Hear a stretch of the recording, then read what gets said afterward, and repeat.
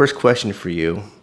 If you could take any TV show, movie character, book character, whoever, and you could coach them, who would it be and why? Dude, that's a hell of an opener, man.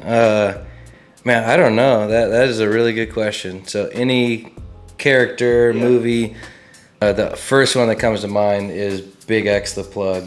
I really like that dude for some reason, and I've always liked Paul Wall and Mike Jones and that like style of rap, and that was definitely popular. They were huge when I was growing up, and Big X the Plug I feel like just does that for me, and I think he would just be a cool dude to hang out with. So like Big X the Plug, he's local too, so like, hey, shout out Big X if you want to come get a workout in. But yeah, I would say Big X the Plug or like Post Malone or something. I just feel like They're local. Yeah, I feel like two people that I would love to just hang out with and get a workout in would be either Big X the Plug or Post Malone. That would be my go-to. Very good opener question, by the way, Shane. I'm super pumped just to kind of rattle off some stuff and see what we come up with. So what do you got next? All right, along the same lines, any character, any real person, who would make a terrible functional fitness athlete and why? Okay. Big X the Plug. No, I don't know. A terrible functional fitness athlete out of any character. It could be anybody, like just anybody that doesn't care, any villain out there. Like that's kind of what I think of in that category, because anybody can do functional fitness. Like functional fitness, just adding quality of life through movement. But yeah, I would say like Ursula or something from Little Mermaid. I don't know, just any villain like that just doesn't have it in them. Yeah, I would say that would be a terrible person to coach or a. So you think it's more mentality than. More mentality, yeah, because anybody can do it, and there's no bad candidate for functional fitness. It's purely a mentality thing, and I feel like just the villain mindset is just selfish and not wanting to show up and that kind of stuff. So I would just say any of the. Like I just think Disney villains, they would be terrible functional fitness athletes. Except for like Scar, he would probably just destroy. He'd be really good. He'd tap into that dark place. Yeah. That he would definitely shave some reps, but he would get it done. Yeah. All right, so you've had this gym, Black Iron Athletics, for 10 years. You were really young when you opened at 25, mid-20s. Over that time, how has programming evolved? What your take on athletes, or how you see the vision for the programming for athletes? How has that evolved over time? Another good question. So first off, I didn't found the gym. I didn't start the gym. I came in kind of near the conception, so really early stages. And I think it was 24, 25 when I first came in, and got a little bit of sweat equity, got some ownership to kind of stick around and do my thing, and eventually became the sole owner, which is amazing. But really, I think a lot has changed in the functional fitness world, CrossFit, athletics. I mean, we were a CrossFit affiliate for over a decade, and a lot has changed in that space, in that community. But I think what has changed the most is just my understanding of what athletes need compared to what I think they want. And that is, I think, the hardest part when it comes to developing an effective program that is also safe and has longevity. That's always the hardest part in my mind when it comes to any programming, designing for a general population, is just how do I keep people engaged? How do I give them enough of what they need, but kind of pepper in some of those things that they want along the way and make it enticing enough that they want to keep coming. And so my goal is just really this is heavy, 2.5 pound questions. My goal is really just to continue to kind of move the carrot for you guys as athletes, is figure out a way to make it engaging, make it fun, and say, hey, we're going to focus on this thing for the next 6 weeks, or this combination of things, and then give you some really clear-cut examples of you winning in the gym. And that makes it easy to kind of keep you guys motivated, keep you guys going, is just moving that carrot. Maybe it's 6 weeks or 8 weeks or 12 weeks, but just continue to say, okay, we got what we're looking for. We've got some proof that you are stronger, fitter, more conditioned than you were before. Now let's kind of move that carrot forward and, continue to try to make it fun and make it engaging, but give you guys proof of concept that like it is working. You don't have to know the reason or the whole methodology behind what I'm doing to just come in, do the work, have fun, sweat with your friends, and then go home with good results. So I think that's the biggest change overall, is just how I develop that athlete journey, whether it's this 6 months or 6 weeks that we do a cycle, or the 6, 12 months or 6 years that people are here. I think that's the biggest thing that's changed, is just my approach with that, and kind of merging in a lot of our roots and foundation with just stuff that I know works. Yeah. Yeah, I think I love that answer, and I think as someone that's been here for a year, and I love it. And I was not a CrossFitter before, just a gym bro. I played high school athletics and stuff, but you can feel it in here. I've hopped around to different gyms in the area when I travel out of state. The programming here, it's nice because I feel like I can train every day. I try to come 6 times a week.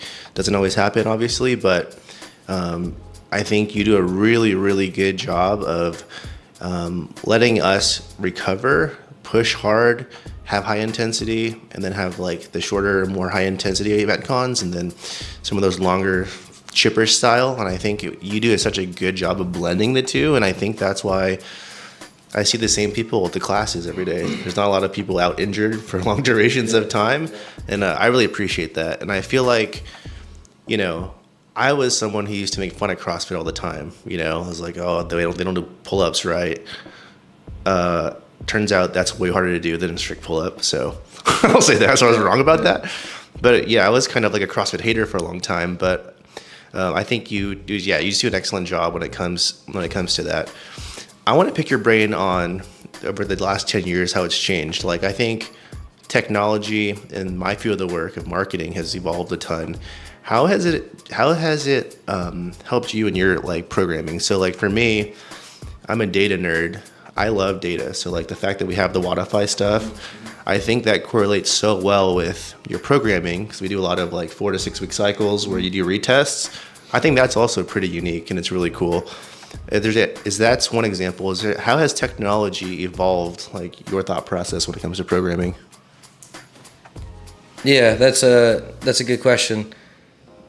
Technology has always been helpful to an extent, and it's a way that I can kind of get my ideas out and put them in a format that is digestible not only by me later on, but by our athletes and Wodify or whatever it might be. But I do love using those data points to kind of help predict certain elements of someone's performance or progress or something. So having percentage work or different things like that require numbers, data, a linear progression of things, things like Wodify or True Coach or any of these platforms that you can kind of put that stuff in and give yourself a visual reference of where you're heading or where you've been, or a reminder of the progress you've made is super helpful. As far as how it's influenced and changed me as a program designer and developer, and I don't think it's changed a lot. I still do my stuff in a Excel spreadsheet that I customize, and I've just evolved over the years.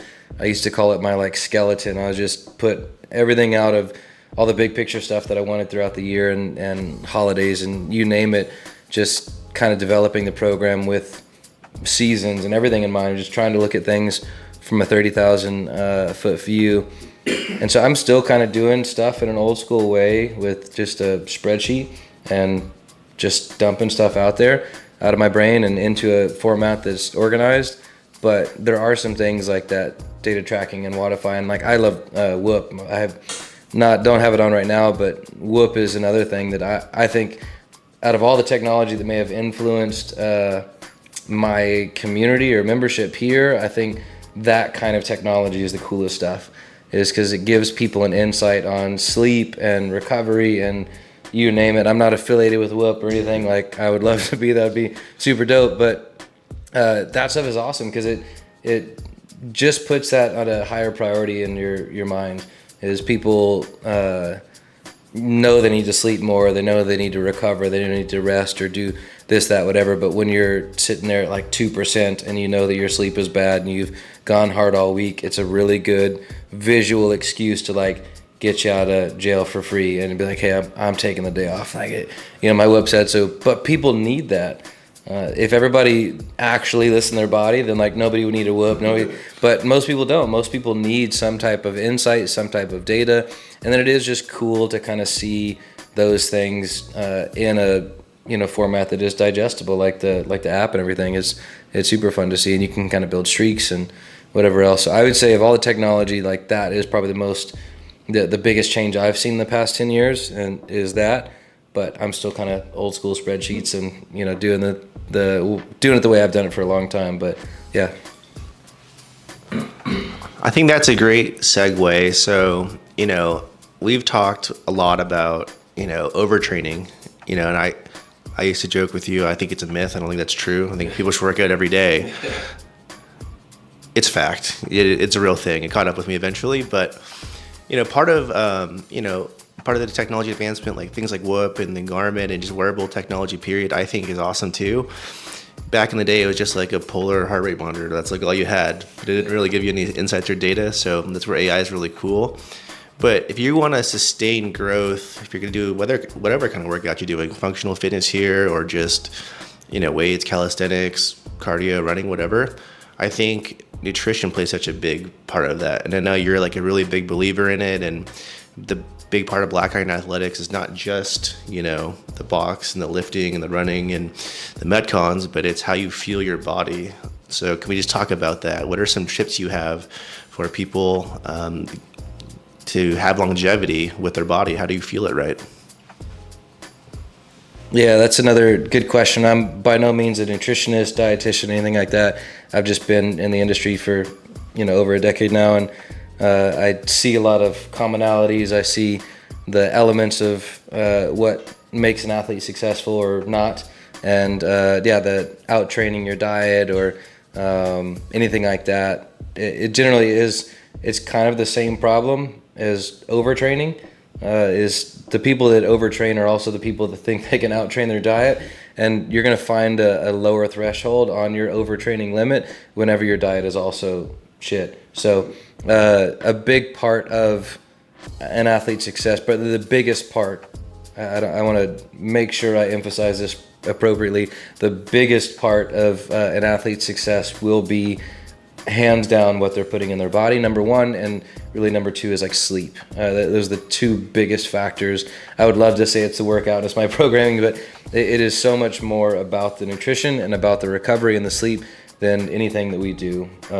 Back squats, burpees, whatever, the most impactful thing will be that.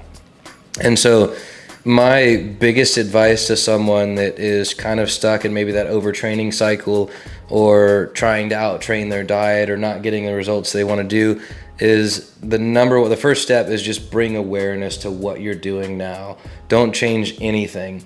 Just track, log for a week. Download a macro stacks or MyFitnessPal or something and do nothing different.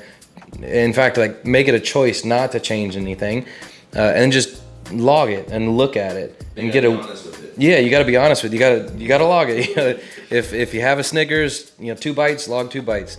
But just get some context, get some awareness first to see what you're doing, and then start making small changes. If you're making a change you're making a bunch of changes at once, most likely none of them are going to stick. And so the first thing is just bring awareness to what you're doing and then start to make some small changes. Start with hitting your protein number for the day, drinking more water, less sugars, less alcohols, things like that. And that alone is going to get you a really good stretch of where you want to be. And then the rest, the closer you get to, if you're 30% body fat, there's going to be big changes initially. And the closer you get down to the 20 and 15 and 12 and 10, it's going to require a lot more precision at that point. I always kind of say nutrition and supplements and that kind of stuff is a lot like, I have a lot of analogies and it's just one of like 1,000, but it's like marksmanship. And your macros are going to be like shooting with iron sights. As long as you have a good foundation, you're going to hit the target. You may not hit the bullseye, you may not get a headshot, but it's at least going to get you close and it's going to make you effective. when you really start to track and measure and supplement and, you know, add in creatine and all these other force multipliers, that's just basically like adding all the cool, fun stuff to your rifle. And like you put a scope on, you put a laser sight, you put a grip on, you're just going to be so much more accurate and so much more effective. And it's just a force multiplier. So at the end of the day, just see what you're doing, bring some awareness to it, and then start to make some small changes, but make sure the foundation is good. Make sure you're shooting well with iron sights, and then start to get all the fancy stuff on top of that, and, you know, supplement and do everything else. But most people just do that backwards and just say, I'm just going to train, you know, I'm just going to shoot more. And it's like, well, it doesn't make you more accurate. It just is a waste of money, really. Like, you're just burning rounds for no reason. When you're learning bad muscle memory. Bad muscle memory, yeah, there's just bad habits. And then again, yeah, so not only are you under-fueled, but then you're trying to go further. It's like, it makes no sense. It's just, it's an impossible situation, and it's where most people live, honestly. And so, yeah, if you're doing that, quit it. Like, you gotta get to the foundation. You gotta to work the nutrition and the recovery, because it is the biggest piece of the puzzle. And that allows you to do all the fun stuff. The better you fuel, the more gas you have in the tank, the more you're recovered, the more fine-tuned your vehicle is. You can go anywhere you want. You can train as much as you want. Like, it's great. But, yeah, don't do that backwards, for sure. And I would add to that too, love your opinion on it, but you know, it's really easy to go on to Instagram or TikTok or YouTube and you're just getting blasted by supplement companies, and it's like, just take this, it's like a turnkey solution, it's so fast. You know, I know you're a big believer in Thorne. I love Thorne products as well. Then you have a bunch of other ones over here too, but you know, supplementation adds to a proper diet, it doesn't replace it. Yeah. Fact or fiction? For sure. So I'm not sure the way you worded that exactly, but fact or fiction, it does not replace the diet by any means. And again, that is kind of in the same category of out training your diet or doing that. You got to work on the macros before the micros. Macros are the big picture, the broad stroke, the protein, the carb, the fat. Get those big chunks down. Have you ever seen somebody do the analogy where they kind of put a bunch of rocks into a jar, and then they put golf balls in there, and then they put those are your macros. Those are the big picture. And then once you pour the water in, that's kind of all the micronutrients to fill the gaps. But if you start with water and then you're just kind of dumping stuff in after that, and it's already full, you know, it's going to be less effective. So yeah, definitely absolute fiction that you can just supplement your way to health.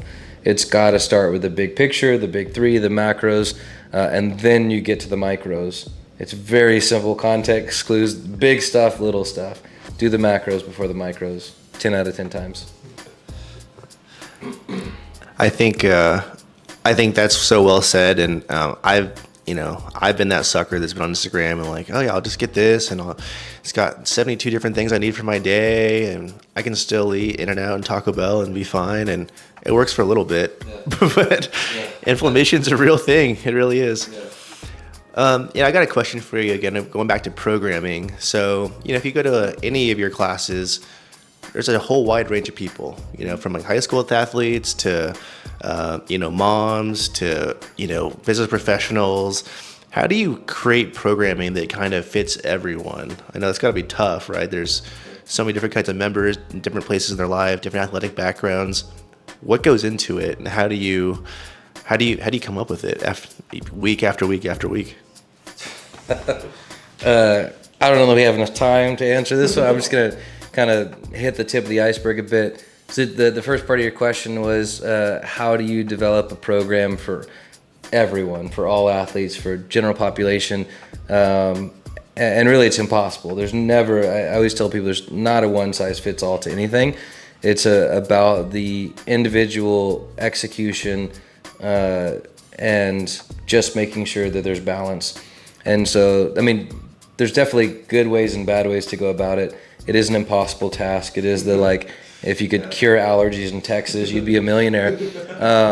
But really, the goal is just start with balance across the board.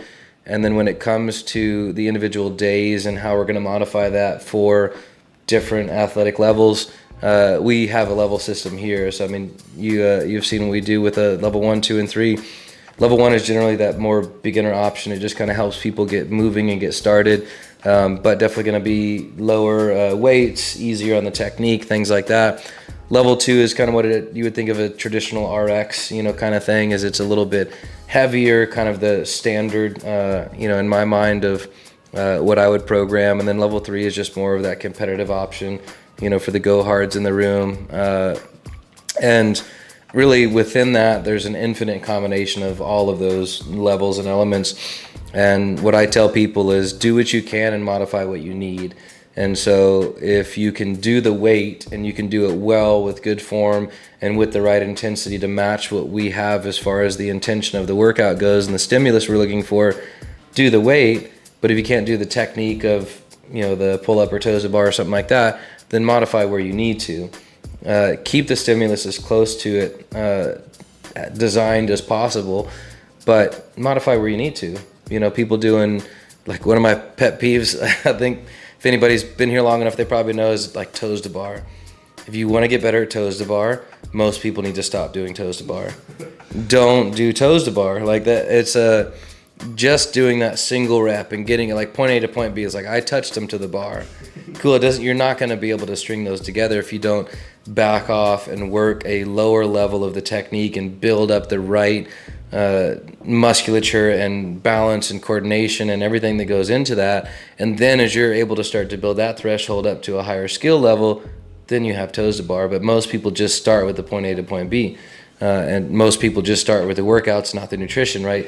It's that kind of concept that is probably the most difficult part about my job, is getting people to understand that it's okay that you're not there yet. And the quickest way to get there is don't worry about getting there. Just focus on the quality, trust the process. Yeah, that whole, adage there is just trust the process and trust your coach. If we tell you to take weight off or we tell you to drop down and work on this method for now, it's because we're setting up for success in 6 months, not because it's going to be, what you want to do that day. But hopefully that answers your question.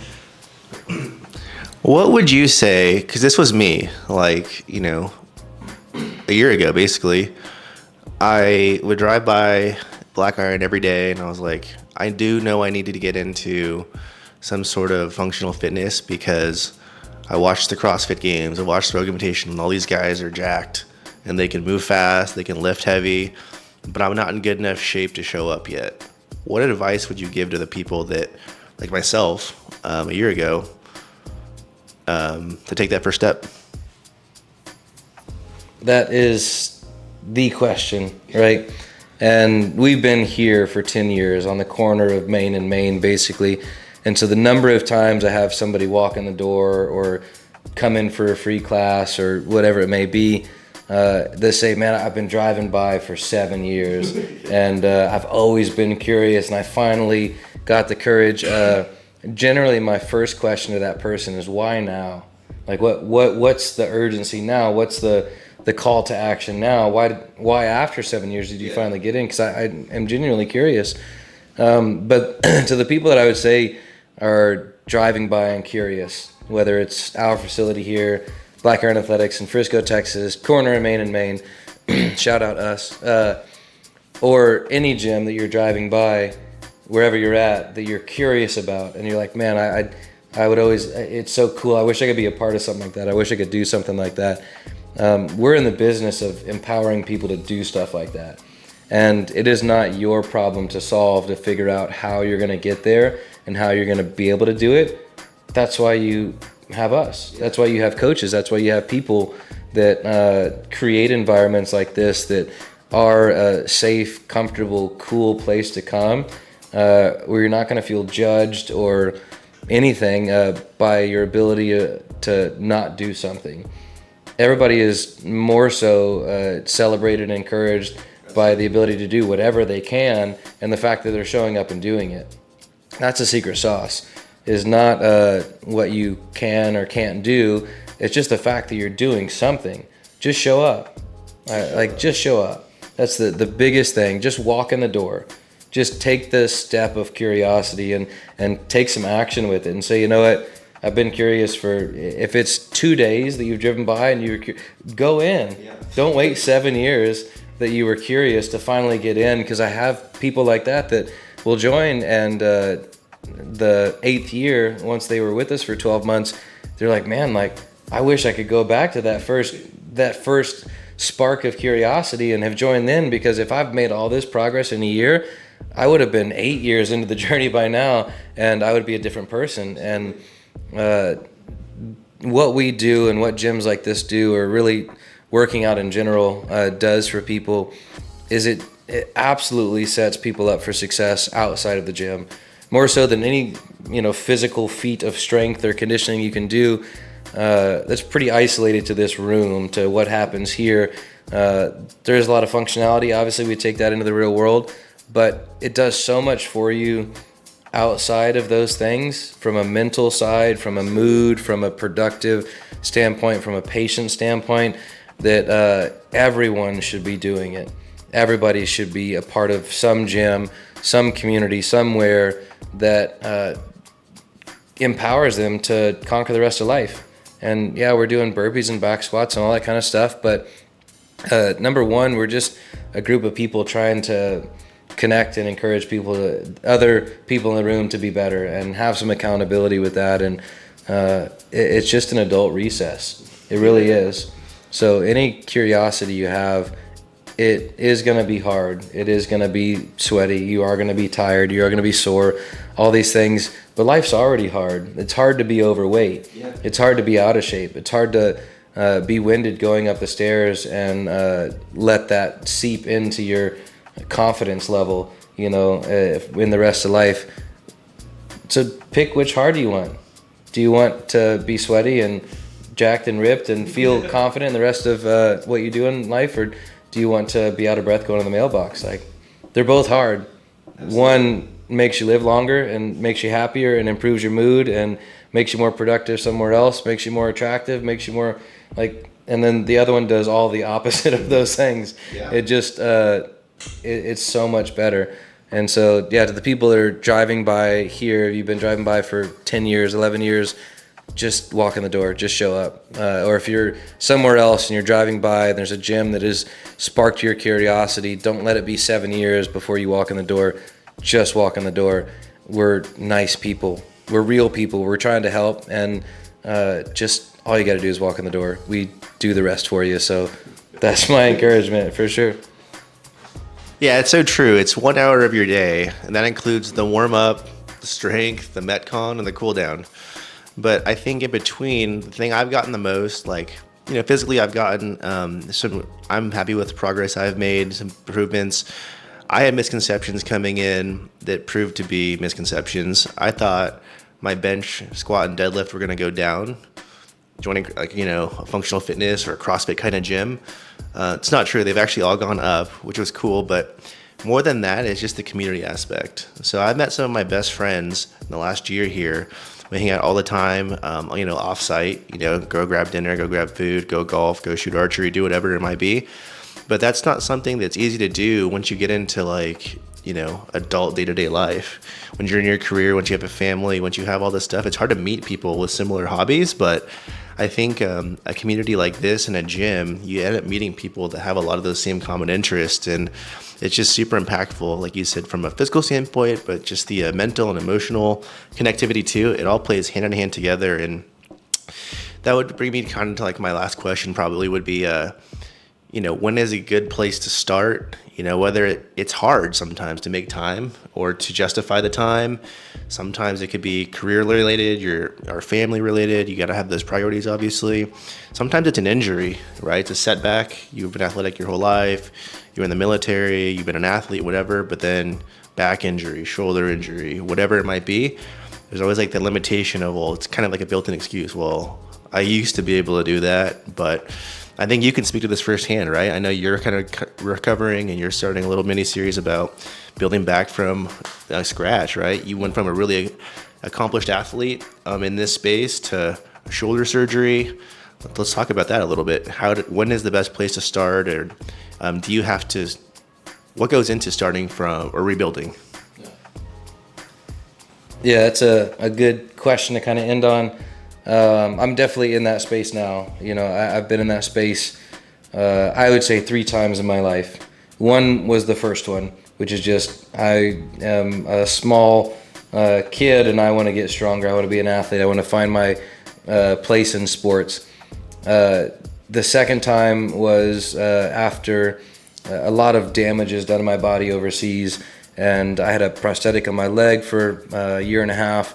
Almost lost my foot, almost lost a lot of functionality here, and that was another restart in my life that I had to learn how to walk and squat and run. And when I first started my kind of journey here back as an athlete, as a civilian athlete in 2012, I couldn't front squat a empty barbell without falling over. Like it was a big deal. And now this is really that third start for me. Is I've had this shoulder surgery, and working through that has been genuinely the most humble experience of my entire life. It has been humbling in a number of different ways, and we don't have enough time to go into all of that. But I'm an open book, and I definitely will talk about that here soon. It's extremely tough. It is. And I'm kind of grateful in the position I am in as a coach and a gym owner and things like that. It's been maybe probably about 13 years, 14 years since I had my restart before, when I was out of combat and kind of trying to figure out life again. And so it's been a long time. My whole professional time as a coach is all post that. And now for the first time as a coach and gym owner, I get to go through that beginner journey again. I get to start over. And I'm super excited because I can kind of, I'm in the position now where it's like, man, if I would have known now if I would have knew back then what I know now kind of situation, I would be in a way different position. And now I know what I know now, and I can be in a different position moving forward. And I'm super excited to explore that and like get my first pull up again and first barbell snatch. Just empty bar PVC I'll take right now, honestly. But it is a hard journey, and my best advice is just find somebody that's done it before and knows what they're doing, and then find a community, like you said, of just people to connect with and hold you accountable to that whole process, because it is a lifelong journey. It's a lifelong thing. And whether you're just starting or coming back or trying to grow and get better in some way, it's always better to do it with a group of people. Everything is. There's a good, better, best in the fitness world, and good is just move. That's good. I'm super glad you're moving. A better is move with a friend, get a buddy in the gym, get somebody to hold you accountable. The best is to move with a coach in a community. Mm-hmm. And that's what we offer up here, is the best solution for the day-to-day, the everyday athlete to kind of come in and start and not have to have the answers of how you do that. You just have to have the courage to show up, to take the curiosity, to take the drive, to take whatever it is you have and just take action on it and walk in that door. And we'll be here waiting, or wherever you're at, that coach will be waiting, that person will be waiting. And we are just so eager to be put into your game and to help you out and to guide you along that quest line. It's going to be it is life-changing. It's what we say here is this is a life-changing training and community. And that's exactly, that is no understatement. In all the years that I've been doing this, I have seen it change lives, and I will stand by that. I'll just add to that too, right? Like, when I joined, I knew I was paying for a membership. I was paying because I wanted good coaching. I wanted to improve things. But the real value is the community and the accountability you build in. When you see your friends all signed up for the class, you leave the class that day, and they're like, you can see you tomorrow, right? And it's like, yeah, I'll see you tomorrow, right? Or it's like, should people come here at the same time, like 30 minutes early, 45 minutes early, and it's like routine. If you're not there at that same time, they're like, hey, where are you? Are you okay? Yeah. Do I need to come check on you? And you just don't get that kind of accountability or that culture, that community just anywhere. So I think, Mike, you built something super special here. I'm super grateful to be a part of it. I love that you have had me here, and you changed my life. So appreciate it, man. Thanks, man. Yeah. All right. Well, this was an entirely new format for us, and Shane, I'm happy you came in and we knocked this out, and super excited to keep just talking, keep filming, keep answering, asking questions, bringing other members in and people in from the community. I definitely need to get a lighter mic. This 2.5 is a little ambitious. I feel like I'm genuinely going to be sore from it, but hopefully you guys enjoyed a little insight, little Q&A, and if there's anything else you want to see, let us know, and we'll see you in the next one. In the comments, comment, like, subscribe, all that stuff. Get it up.